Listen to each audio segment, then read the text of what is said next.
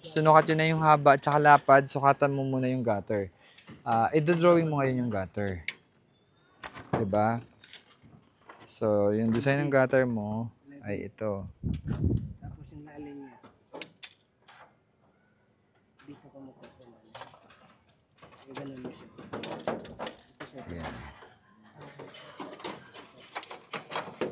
Ano yung lalim niya? Ang lapad niya, 11. 11 inches? Sige, inuwa mo. 4 ang height. Okay. So, ito ay 11. Tapos 4. Inside gutter. Capping. So, ang pagsusukat nito, susukatin mo rin siya na wall. Parang ganito lang yan. Itong part na to, yung wall mo dyan ay ito. Mamaya, nag-il to siya eh. Yan. Nag-il siya. Sukat nito. Height niya, height. Height to taas. Yan. Yung sukat. 5.1? 51 or 51? So, dito na tayo. 20 inches. Pag bended sa inches na tayo. Tapos ang sa inyo.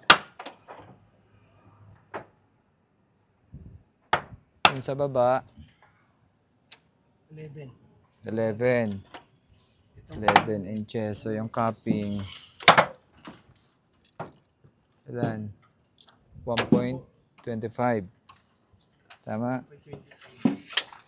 Okay. So, yung lapad ng capping. Hindi, ito. Sige, sukatan nyo muna yun. Para hindi ka malito.